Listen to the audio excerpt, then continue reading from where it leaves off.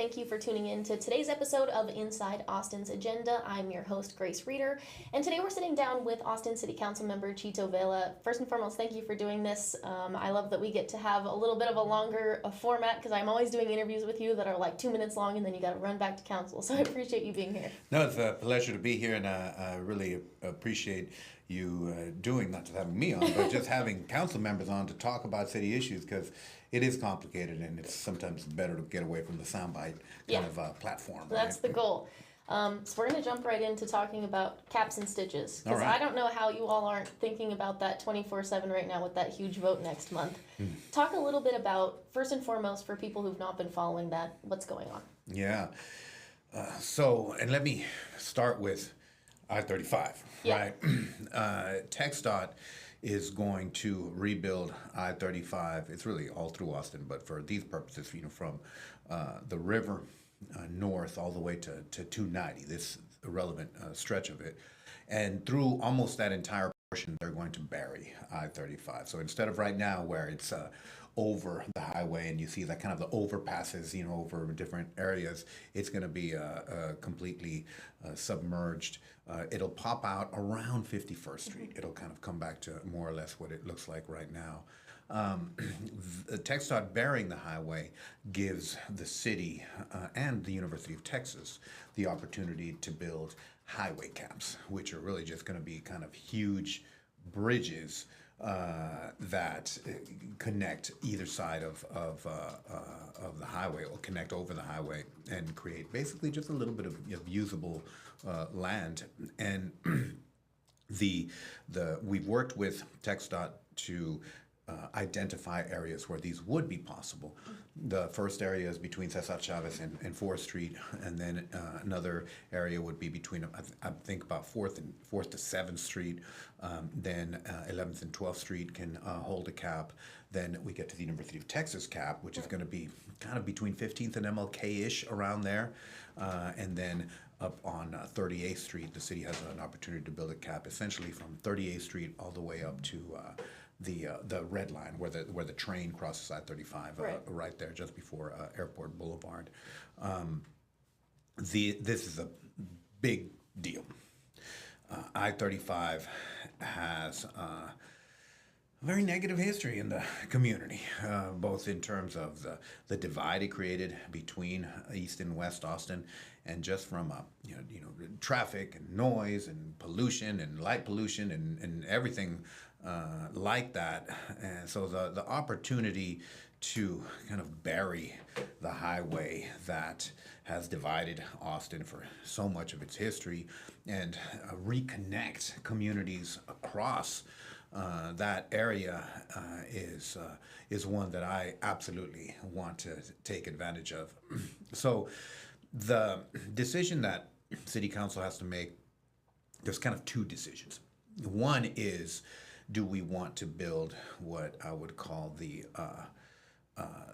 roadway elements for the caps? In other words, before you build a cap, you have to kind of build the structure to hold it in place. It's strong enough and deep enough and whatnot to be able to cap it.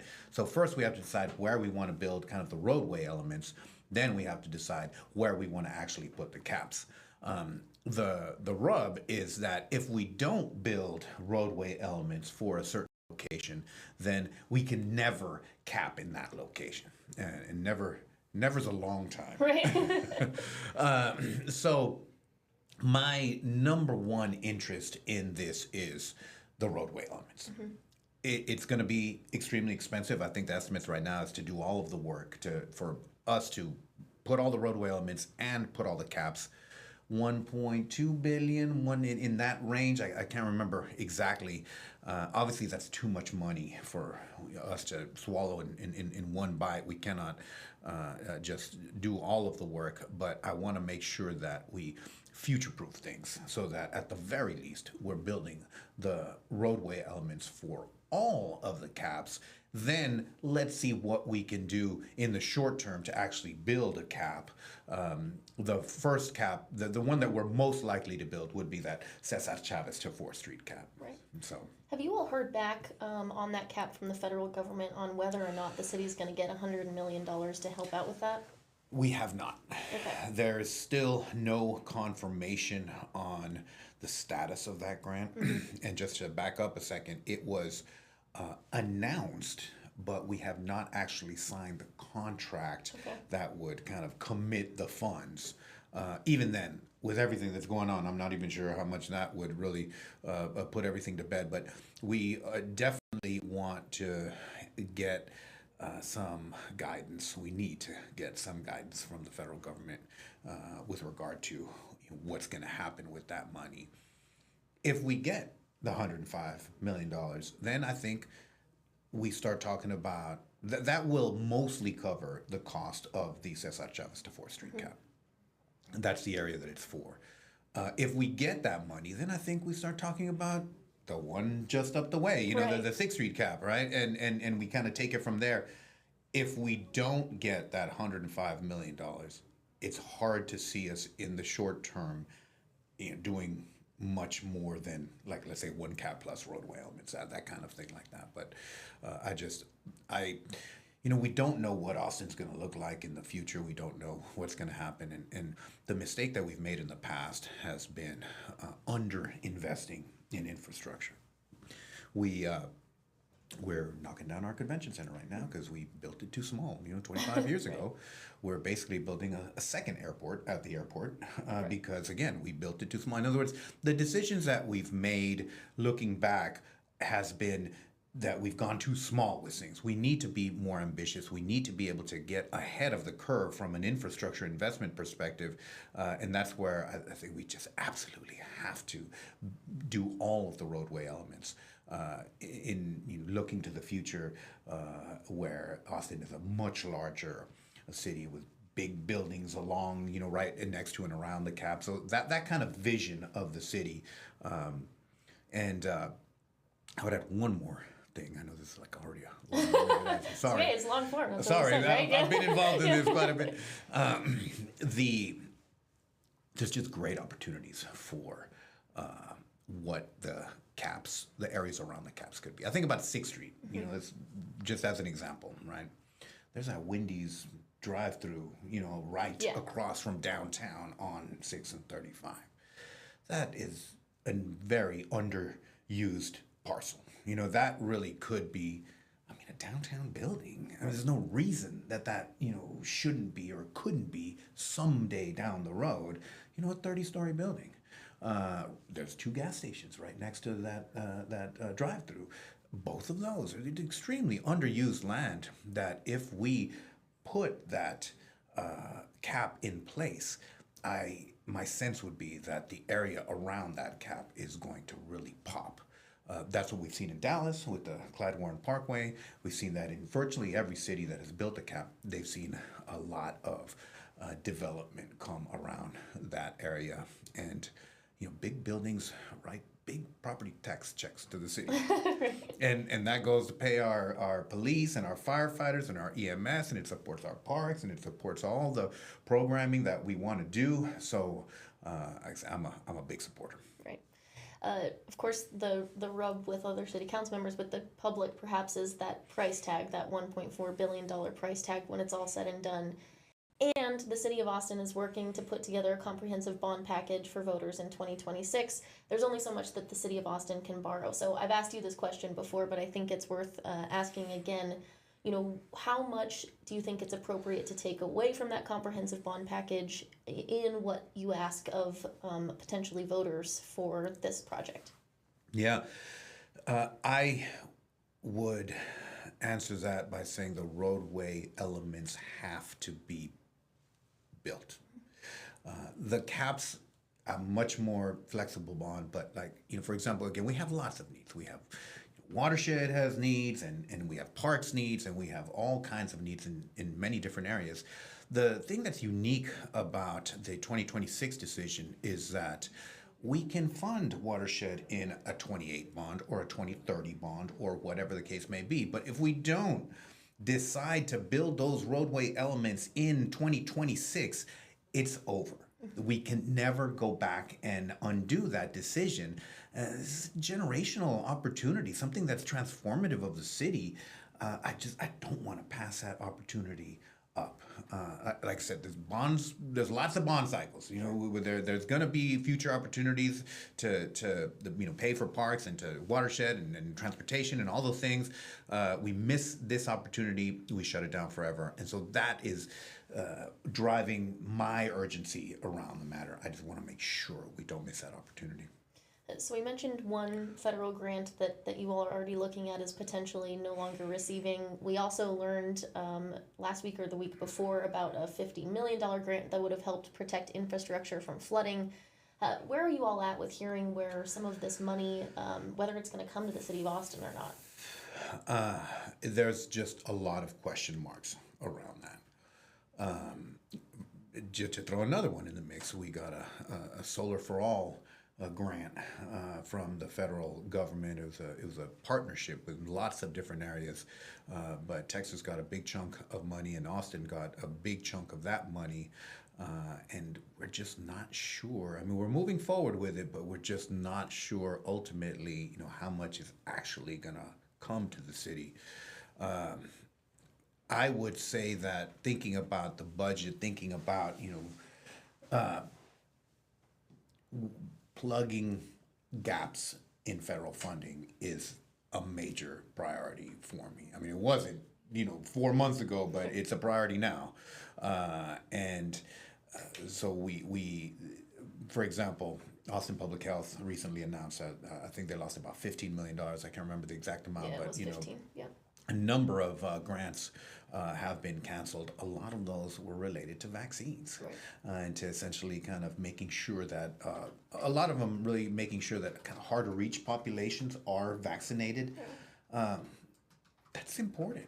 And I want to make sure that our vaccination levels here in Austin, which have traditionally been very high, stay high, so that we don't see outbreaks of completely preventable diseases like we did in West Texas, in Gaines County out there.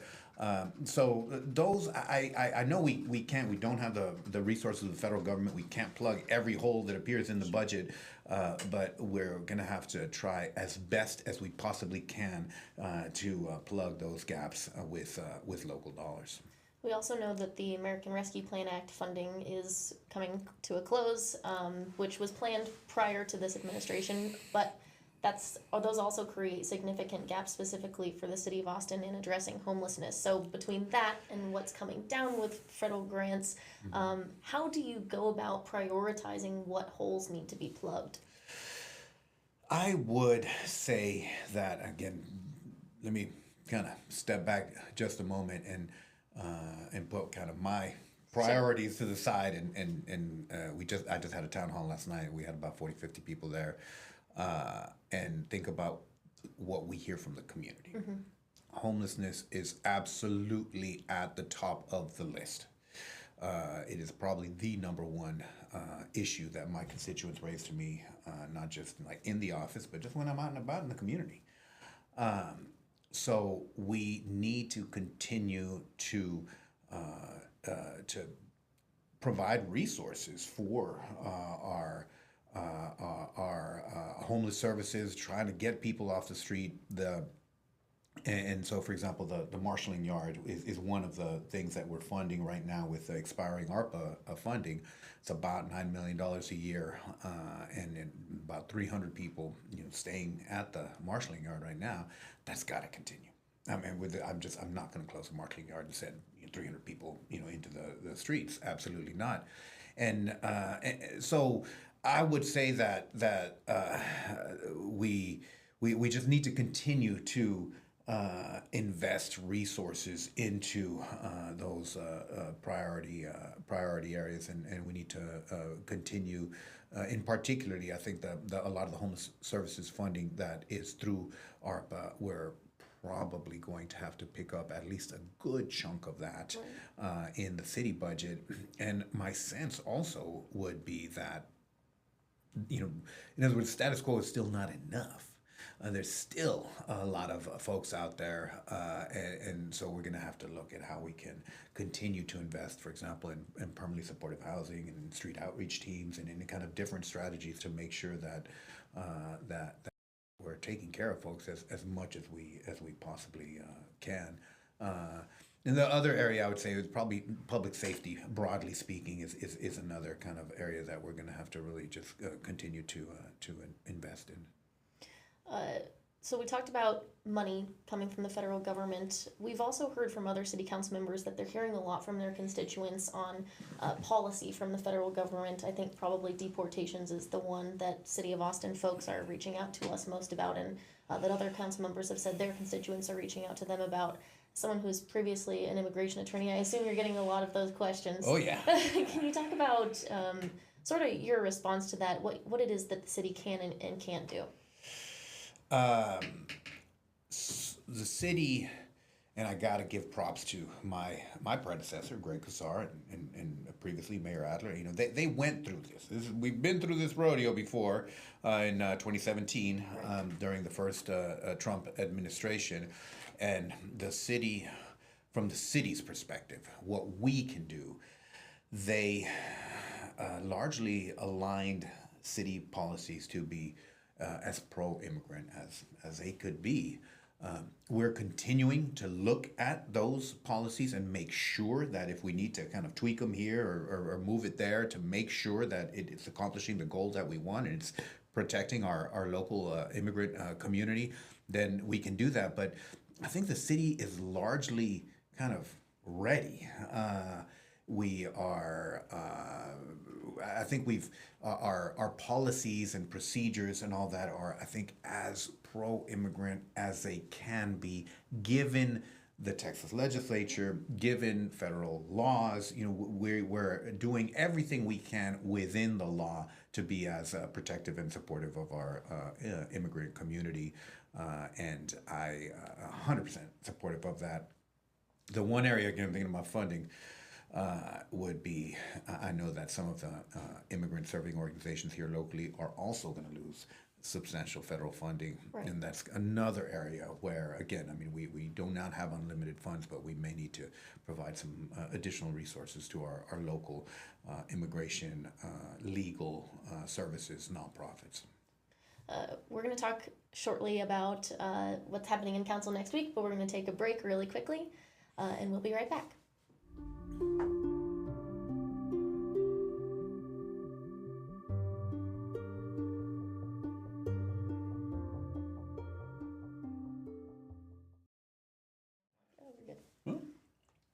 Good. Awesome. All right. Welcome back to Inside Austin's Agenda. We're just chatting away. We didn't even stop through the break. I'm here with Austin City Council member Chito Vela. Let's move on to what you all are talking about during next week's Austin City Council meeting. What are you following? Lord, next week's meeting. You know, single stair was such I'm still kind of, you know, we single stair was a huge one on the last week's meeting, and then we had a town hall on last night, and so honestly, we're still pending our agenda review. You tell me. Sure, let me tell you. One of the items on next week's agenda that we're following is the significant amount of money that the city, I believe, is spending in GO bonds on a new office space building off of I-35. Oh yeah. Can you tell me about that one? Oh yeah, where Concordia College used to be, right there on kind of 35th and I-35, more or less, very close to the University of Texas campus. Some folks built a bunch of, you know, apartment and office buildings. One of the office buildings is for sale, and the city is scooping it up at what, I'm not a real estate person, but at what people tell me is really a very good price.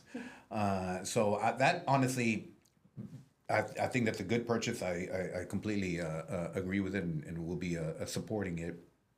And the city has been aggressively buying real estate over the last few years, and I think that's served us very, very well. You know, another example would be the public safety headquarters that we purchased off of Mopac in Zilker Park, right there on just east of Mopac. You know, when we're buying these new offices, we're able to a lot of times exit leases that we were already that we've been in and put folks, employees in buildings that we own that's cheaper long term.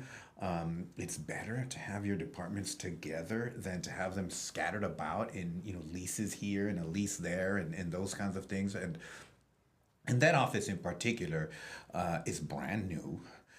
It has ground floor commercial.